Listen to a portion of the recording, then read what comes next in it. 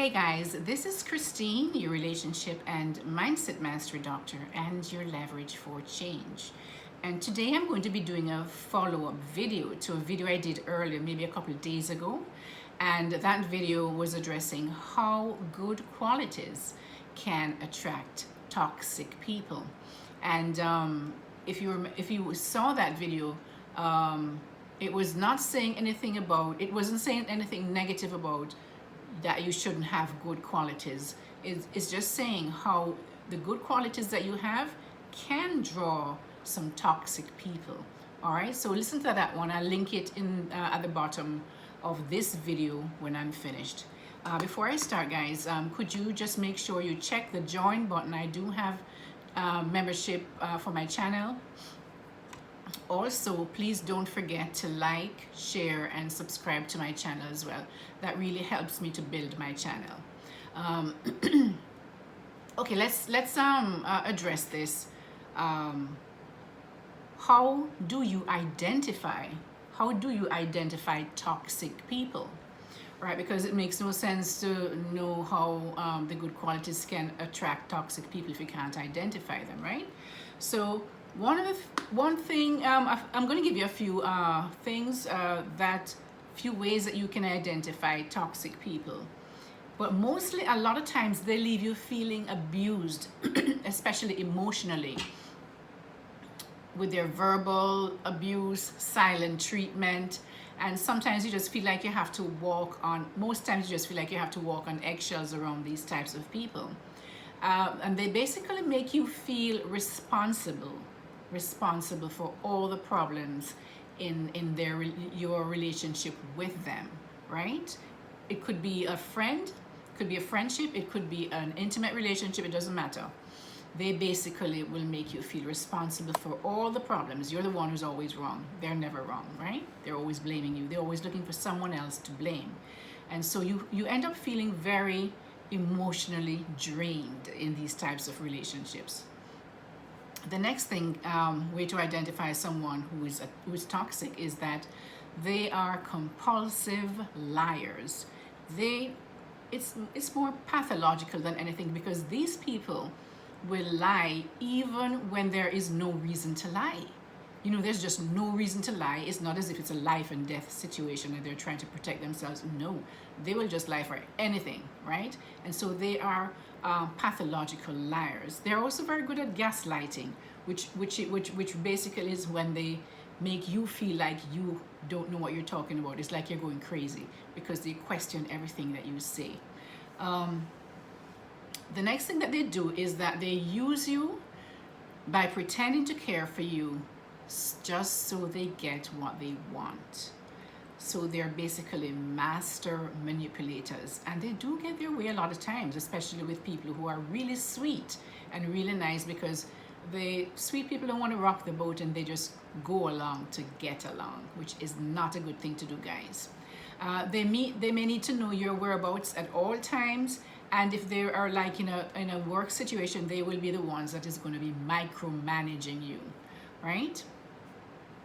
Everything that you do, they're checking it, they're telling you what to do, they're just in your neck the whole time. It can be very stressful when you have somebody constantly telling you, or even at home, you know, the one person might do something but it's never done correctly, right? Or even with children, they do the same thing with children. Oh, you can never do anything right.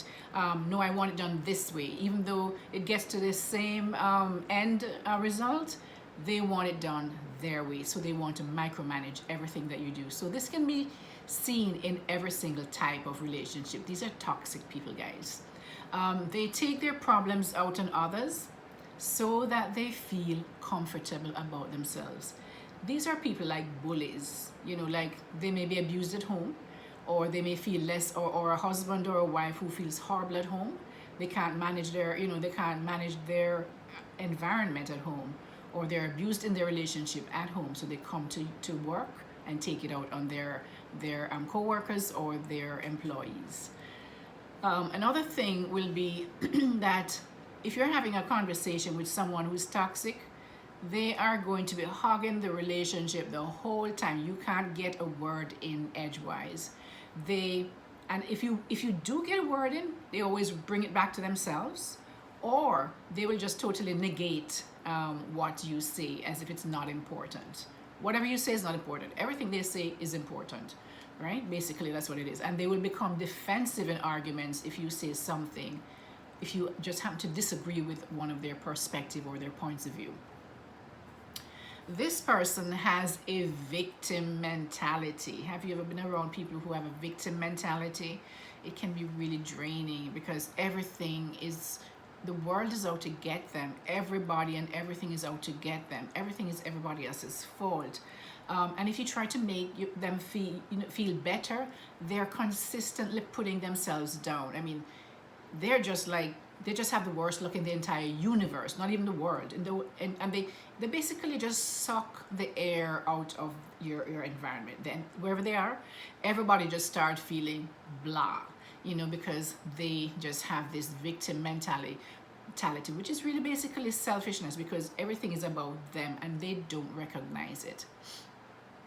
The next thing, guys, that they will not respect your boundaries, right? And will actually try to push your boundaries on purpose just to get a rise out of you. So they constantly overstep your boundaries.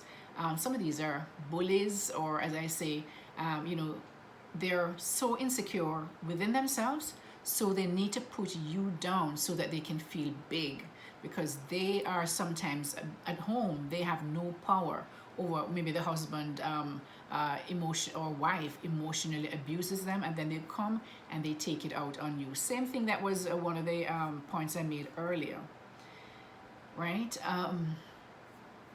They refuse to compromise. In any kind of relationship, they will want you to do everything, but when it comes to them, they will just say, just not do anything, right? So you want to go this far, and they are to meet you here, but they won't meet you there. They want you to come all the way to meet them.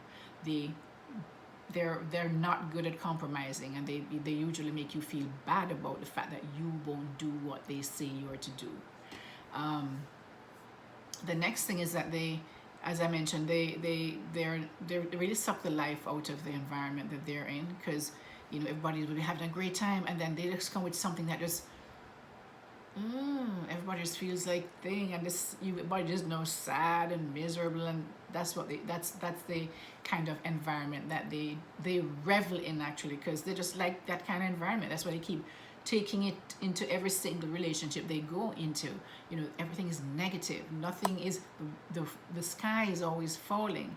Everything that happens to them is bad. They can't see the good in anything that happens to them or about them. They're also selfish and inflexible, as I said, because of the compromise thing. They will not, they want to take, but they won't give. They want you to give, but they will just be the ones who will always be taking. If you know of somebody in your life like that, guys, it's best to stay away. Love them from afar, as I would say. They can be very vindictive too. When they sense that you're not doing what they want you to do, they can hold your secrets against you. For example, you're a friend, so you might tell them certain things that you would not tell other people, and they will have that there, or they will try to even gather all kind of secrets about everyone. So if you have a friend, they'll try and find out the secrets about that friend too. So they kind of hold these things in their pockets, so that if there's something that they want from you, they will threaten to divulge this secret to everyone. So there are people like that, guys, and stay away from them. They are toxic. They also will always find something to gossip about. Gossip. We all grew, and there were times that I knew when I was a young girl, I would, just get into this gossiping thing with everybody who would be gossiping, right? And then I learned, really, this is not serving anyone, right?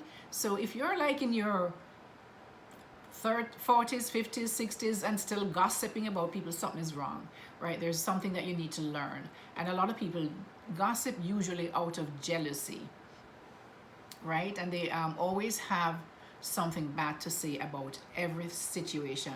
You know, they always find the worst in the situation, pick it out and point it out to everybody else. They just love to feel, and it's a part of being insecure as well, because when you know, people who are insecure just they have to see everything, have to point out everything bad in everybody else or what's going wrong in their lives, but they're not looking at themselves. They can't see themselves and where they're going wrong. They just see others because they want to feel better about themselves. They want to feel elevated in some way over everybody else. So they will gossip about you and focus on the bad that is going on in your life. So guys, I hope that you've learned some things in this and on how to identify toxic people in your life, so that you know how to manage these relationships with them, and that you learn something from this video on how to identify toxic people, and how to really understand how they think and how they try to make your world a little bit less peaceful. Basically, that's basically what it is. Now, this is Christine. By the way, guys, don't forget to like my videos for me. I really appreciate it, because it helps with the algorithm, apparently, so that more people will be able to see my videos and to grow my channel. And so also please subscribe, and also hit that notification bell, because at least when I upload new videos, then you will have be notified for those videos. And I hope I'm helping someone in some way to progress in their personal growth journey. This is Christine, your relationship and mindset mastery doctor, and your leverage for change. Until next time, guys, keep growing. Take care. Bye.